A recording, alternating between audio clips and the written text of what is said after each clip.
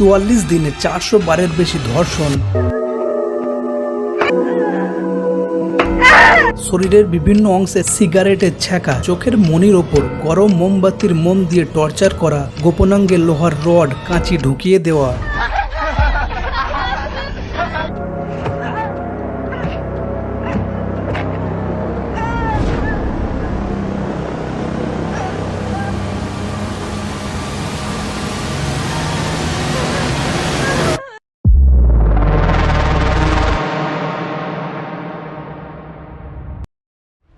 বর্তমান সময়ে প্রেম ভালোবাসার গল্প প্রায় শোনা যায়, যার মধ্যে থাকে কিছু ব্যর্থতা, কিছু প্রাপ্তি। কিন্তু ভালোবাসার প্রস্তাব প্রত্যাখ্যান করলে তার শাস্তি এত গুরুতর এবং নির্মম হয়। আজকের এই কেসটি দেখলে আপনি বুঝতে পারবেন, যেখানে ভিকটিমকে অনেকবার ধর্ষণ করা হয়েছিল। ধর্ষণ শব্দটি এই ঘটনায় অনেক ছোট হয়ে যাবে, এর থেকেও তাকে জঘন্যভাবে টর্চার করা হয়েছিল এবং এই কেসটির নাম দেয়া হয়েছিল concrete encased high school girl murder case. এই অদ্ভুত ধরনের নাম রাখার পিছনে আসল রহস্য কি, ভিডিওটি শেষ পর্যন্ত দেখলে আপনারা বুঝতে পারবেন। তো 1971 সালে জাপানের সাইতামা শহরে জন্ম হয় জাঙ্কো ফুরাটার। ছোট থেকেই পড়াশোনায় ছিল তার বিশেষ আগ্রহ এবং বড় হয়ে নিজেকে প্রতিষ্ঠিত করার জেদ ছিল মনে। তাই পড়াশোনার পাশাপাশি নিজের পরিবারকে সাপোর্ট করার জন্য একটি ইলেকট্রনিক যন্ত্রপাতির দোকানে সে কাজ করত। হাই স্কুলে পড়াকালীন হিরোশি মিয়ানো নামে এক কিশোর তাকে ভালোবাসার প্রস্তাব দেয়, কিন্তু ফুরাটা এই প্রস্তাব প্রত্যাখ্যান করে। বেচারি তখন জানতো না তার সাথে কি খারাপ হতে চলেছে এই ভালোবাসার প্রস্তাব নিয়ে। এরপর কিছুদিন কেটে যায়।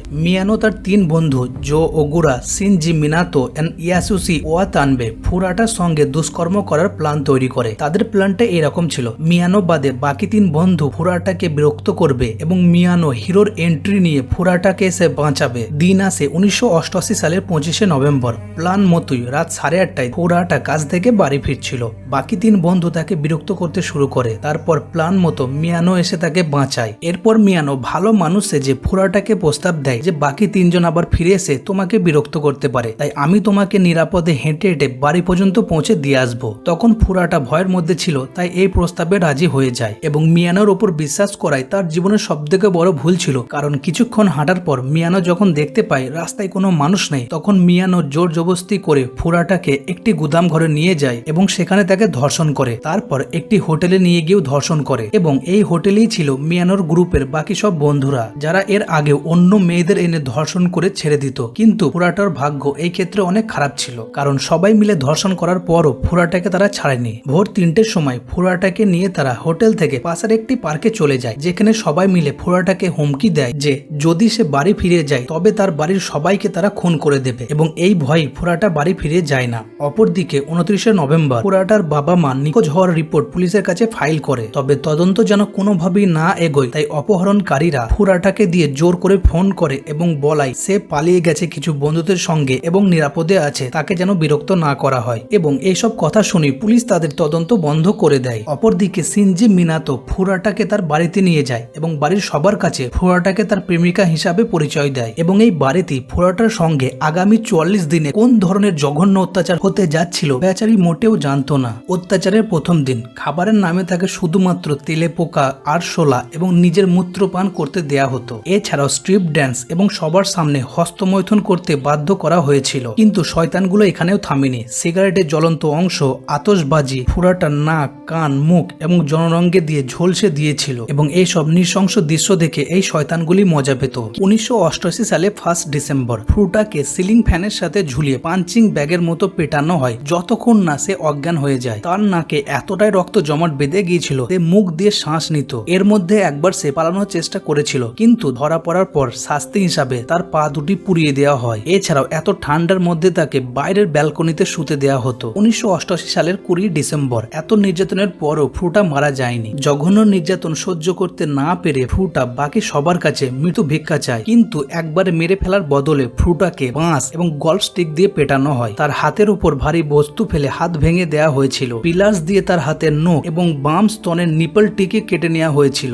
গ্রিল চিকেনের শিক এবং মদের বোতল বোতল ফ্রুটা জননাঙ্গে এবং মলদ্বারে প্রবেশ করিয়ে পাশবিক অত্যাচার চালাতো। এছাড়া জ্বলন্ত বাল্ব তার জননাঙ্গে ততক্ষণ পর্যন্ত ঢোকানো হয়েছিল যতক্ষণ না বাল্বটি ভেঙে যায়। এসব দেখেই তারা মজা পেত। তো এবার আপনার মনে প্রশ্ন জাগতে পারে যে এত কিছু যখন ওই বাড়িতে হচ্ছিল তো বাড়িতে যারা ছিল বাবা মা তারা কিছু বলেনি কেন? তো তারা সব জানতো, কিন্তু গ্রুপের এই বাকি ছেলেগুলিকে তারা ভয় পেত, তাই পুলিশের কাছে তারা যায়নি। সব সময় তারা চুপ করে থাকতো। 30 নম্বর দিন কংক্রিটের মেঝেতে ফ্রুটার মুখ চেপে ধরে বাকি সবাই তার উপর লাফাতো। সেলাই করা সূঁচ দিয়ে তার বুক খোঁচানো হতো। তার মুখের উপর গরম মোম ফেলে মুখের চামড়া চোখের পাপড়ি পুড়িয়ে দেওয়া হয়েছিল। তার অবস্থা এতটাই খারাপ হয়ে গিয়েছিল সে ঠিক মতো হাঁটতে পারতো না, হামাগুড়ি দিয়ে বাথরুমে যেত। 44 দিন ধরে 400 বারের বেশি ধর্ষণ করার পর দিন আসে 1989 সালের 4ই জানুয়ারি। এই গ্রুপের একজন জাপানের মাহাজং খেলায় হেরে যায় এবং হেরে যাওয়ার রাগ কার উপর ঝাড়বে? লোহার রড দিয়ে তাকে আধমরা করা পর্যন্ত পেটানো হয়। তারপর রাগ না কমলে তার শরীরটাকে আগুন দিয়ে পুড়িয়ে দেওয়া হয়। কিন্তু শাস্তি পাওয়ার ভয়ে ফ্রুটার মৃতদেহ তারা কম্বলে জড়িয়ে ট্রাভেল ব্যাগে ঢুকিয়ে দেয়। তারপর 208 লিটারের লোহার ড্রামে ঢুকিয়ে কংক্রিট দিয়ে ভরাট করে দেয়। কংক্রিট শুকিয়ে গেলে রাত 8টার দিকে তারা এই ড্রামটিকে টোকিওর এক জঙ্গলে ফেলে দিয়ে আসে। এই নৃশংস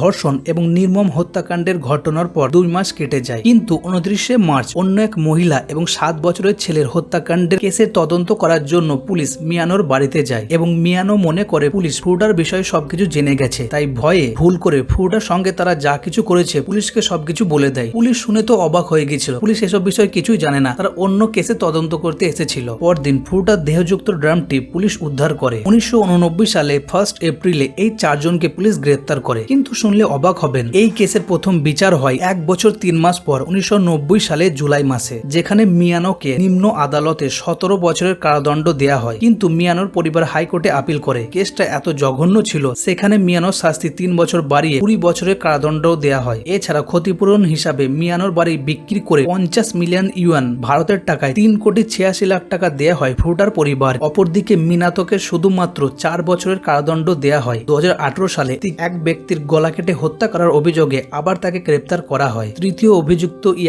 ইয়াসুসিকে 5 বছরের কারাদণ্ড দেয়া হয় এবং এই ঘটনাটি যার বাড়িতে হয়েছিল ওগুরাকে শুধুমাত্র 8 বছরের কারাদণ্ড দেয়া হয়েছিল। জেল থেকে ছাড়া পাওয়ার পর ওগুরা এই ঘটনাটাকে গর্বের সঙ্গে বলতো। কিন্তু 2004 সালে আবার কিডন্যাপিং এর কেসে ওগুরাকে গ্রেপ্তার করা হয়। এই ঘটনায় বিচারক বলেছিলেন এই নৃশংস ধর্ষণ এবং নির্মম হত্যাকাণ্ডের জন্য এই 4 জন অনেক কম শাস্তি পেয়েছে, কারণ 4 জনের বয়স ছিল 18 বছরের নিচে। বর্তমান সময়ে এই 4 জন নাম বদলে জীবনযাপন করছে। যেমন হিরোশি মিয়ানো এখন হয়ে গেছে হিরোশি ইয়াকোই ইয়ামা, জো ওগুরা হয়ে গেছে জো কামিসাকো, শিনজি মিনাতো হয়ে গেছে নোবুহারু মিনাতো এবং ইয়াসুসির নামও বদলেছে, কিন্তু সেটা কি তার সম্বন্ধে কোনো ইনফরমেশন নেই। এবং এই নির্মম হত্যাকাণ্ড নিয়ে 2004 সালে কংক্রিট নামে একটি সিনেমাও এসেছিল, যার মধ্যে দেখানো হয়েছিল কতটা নির্মম এবং নৃশংস ভাবে ফ্রুটার ওপর ধর্ষণ, অত্যাচার এবং হত্যাকাণ্ড চালিয়েছিল এই 4 জন। এবং এই সিনেমার ভিজুয়াল দেখে গা শিউরে ওঠে। তো ভাবুন আসল ফ্রুটার সঙ্গে কতটা অত্যাচার করেছিল। তো আপনার কি মনে হয় রেপিস্টদের কোন ধরনের সাজা হওয়া দরকার? যেমন সৌদিতে হতো গলা কেটে দেয়া বা ইয়েমেন দেশে মাথায় গুলি করে দেয়া।